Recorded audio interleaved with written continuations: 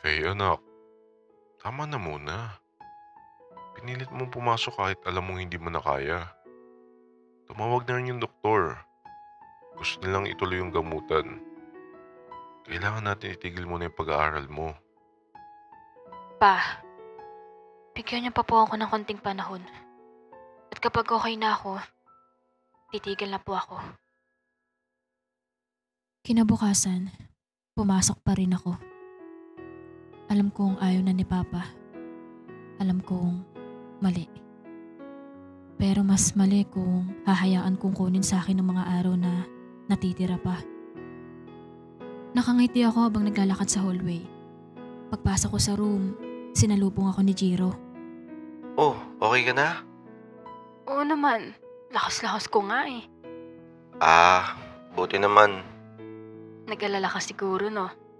Ba't naman hindi? Ang putla mo kaya kahapon, tas naimatay ka pa. Huwag kang mag-alala, okay naman na ako ngayon. Huwag kang OA dyan. Oo akala ko dadaling ka sa ospital eh. Maya-maya biglang nagdatingan yung mga kaibigan niya.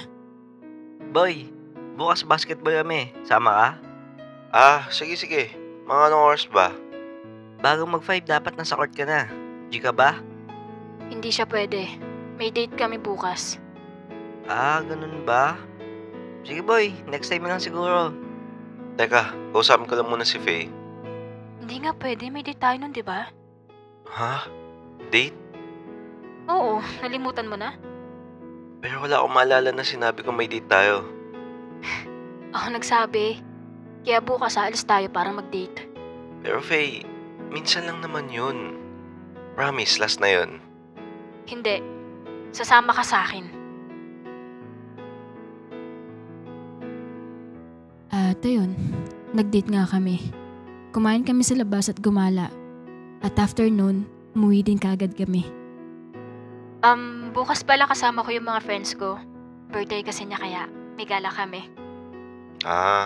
So wala ka bukas? Oo. Sakto, may laro kami bukas. Pupunta ka? Hindi na ako nakasama kanina kaya kailangan kong bumawi. Hindi pwede. Kapag ako bawal, pero pag ikaw pwede. Wala namang lalaki doon. Wala ding babae dun, Faye. Di mo sure? Faye, puro kami lalaki dun. Walang babae dun. Bakit ba yan lagi iniisip mo? Basta. Babalik din kagad ako. Kung gusto mo sumama ka na lang. Di ko naman kilala kaibigan mo para sumama ako dun. Ipapakilala kita. Hindi na. Tsaka puro babae dun. Kala ko ba ayaw mo sa may babae? At least doon mababantayan kita. Hindi pwede. Tsaka nagsabi na ako sa kanila na pupunta ako. Ha? Pumayag na ba ako? Faye, binigay ko na yung gusto mo, okay? Kaya sana pagbigyan mo din ako sa gusto ko. Jiro, hindi kita pagpapawalan sa mga kaibigan mo nang walang dahilan. So anong dahilan? Wala kang masabi na dahilan eh. Pag sinabi ko ba sa'yo mag-i-stay ka sa akin? Paano kung iwan mo din ako? Ha? Ba't naman kita iiwan? Basta Jiro, makinig ka na lang sa akin. Huwag ka nang sumama bukas. Kita ko sa itsura niya na napipiko na siya. Baala nga. Bigla siyang umalis sa harap ko. Kung alam lang niya yung nalalaman ko eh. Pero paano kung iwan niya ako after kung sabihin yung sa kanya? Naalala ko yung ex ko. Sinabi ko sa kanya na wala ako nun. Nagsinungaling ako sa kanya.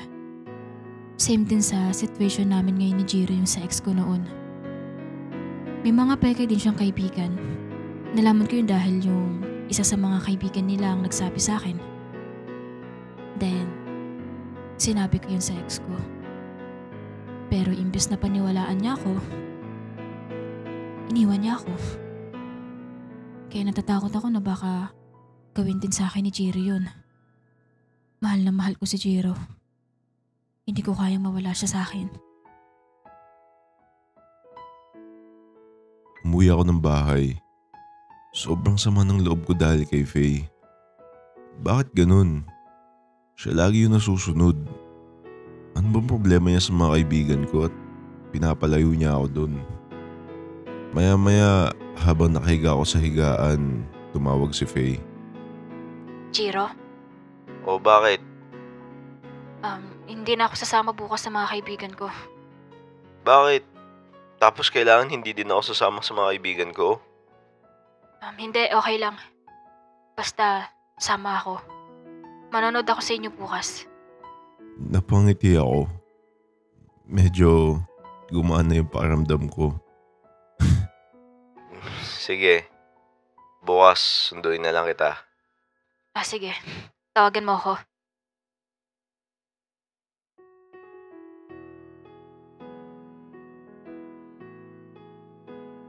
Sinundo ako ni Jiro. Ang sabi niya nauna na daw yung mga kaibigan niya at siya na lang daw yung hinihintay. At pagkarating namin sa court, nagtaka ako kasi bakit nandito yung Hazel na yan? Akala ko ba walang babae dito? Tinignan ko si Jiro at parang nag-gets na din yung tingin kong yun. Kahit ako, di ko alam bakit nandito yan eh. Alam niyo kung ano yung itsura niya? Naka-shirt ng maiklit tapos sa crop top. Tapos yung guso niya, pulang-pula. Kala mo sinuntok ni Pacquiao. Kahit ako makita ko siya, masasap ako sa mukha eh. Tinignan ko siya ng masama, pero umiwas siya. Ano ba pinunta nito dito? Lalaki? Akala niya siguro maaakit yung mga lalaki dito eh. Mas mukha pa siyang lalaki sa mga to. Nagumpisa nang maglaro sila Jiro. Chinicheer niya si Jiro kapag nakakashoot. Mas malakas pa nga hiyaw niya sa akin eh. Kaya yung boses niya, nag-e-echo sa court. Maya-maya nang matapos, lalapit sana sa akin si Jiro pero naunang lumapit yung Hazel para abutan siya ng tubig. Wow, girlfriend ka? Doon ka nga. Faye, O bakit? Pinagtatanggol mo yan? hindi. Yung ugali mo, ilugar mo. O Hazel, kalandian mo daw, lugar mo. Faye naman. Umuwi na nga tayo. Hinila ko yung kamay ni Jiro, kaya hindi na siya nakapagpaalam sa mga kaibigan niya. Faye, ano ba? Ano naman ba yun? Anong-ano na naman ba yun? Alam mo ba kung paano ka tignan ng mga kaibigan ko? Ano naman? Wala naman ginagawa yung tao sa'yo, Faye. Bakit kailangan mo yung ganunin? Di pa ba obvious na nagpapapansin siya sa'yo? Alam niya nandito ako tapos abutan ka niya ng tubig? Hindi lang naman sa akin yun. Para sa amin yung tubig na yun. Hindi lang ako yung iinom dun, Faye. Pinagtatanggol mo ba yun? Ginagawa ko lang naman yung tama. Tama? Sa mata mo, oo. Alam mo, maling-mali talaga na binalikan kita. Anong sabi mo? Ayoko na, Faye. Maghiwalay na tayo. Wow! Pagtapos ng ginawa ko, makikipaghiwalay ka? Mas pipiliin mo mga kaibigan mo kaysa sa akin? Alam mo, tama ang mga sinabi ng kaibigan ko. Maling-mali na nakipagbalikan pa ako sa'yo. Hindi ka pwedeng makipaghiwalay sa akin, Jiro. Ginagawa ko lang to para sa'yo. Pucha naman, Faye. Lagi na lang yan sinasabi mo. Pero ang totoo, gusto mo lang ako masolo. Hindi mo ba napapansin na nahawa na ako sa pag-uugali mo? Alam mo, Jiro, ang bobo mo. Ang bobo-bobo mo. Lahat ng katangahan sinalo mo na. Nagpapauto ka sa mga nakapaligid sa'yo, sa mga sinasabi ng mga kaibigan mo. Pero sa akin, never kang nakinig. Eh bakit ako makikinig sa'yo? Sige nga, anong dahilan? Kasi pinaglalaroan ka lang ng mga kaibigan mo. Lahat sa kanila hindi nagpapakatotoo sa'yo. Hindi mo alam kasi nga nagpapakatanga ka. Kung gusto mo makipaghiwalay, sige. Maghiwalay na tayo. Basta ako, wala akong pinagsisisihan sa ginawa ko. Lahat ginawa ko na, Jiro. Pero ito lang tandaan mo. Pinalaan na kita. Alam mo,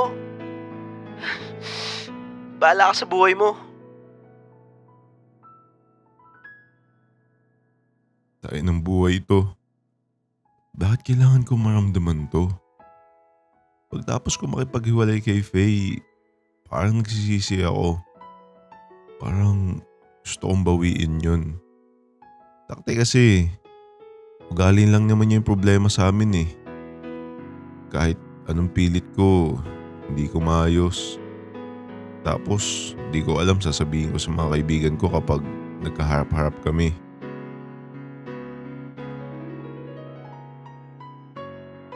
Pagpasok ko sa classroom, wala dun si Face Hope 1 niya. Tumabi na lang ako sa mga kaibigan ko. Boy, gusto kayo ng shota mo? Wala na kami. Yun no? Nakipag-iwalay ka? Oo. Masyado na kasing toxic. Tagal na namin sinasabi yan sa'yo, boy. Baka naman magulat kami kayo na naman. Hindi. Pas na talaga sa ganyan. Maya-maya dumating na yung prof namin. Pero nakapagtaka lang kasi wala pa yung babaeng yun. Ano naman, wala akong pake kung pumasok siya or hindi. Gusto mo ba makita yung next part? Click mo lang yung join sa tabi ng subscribe.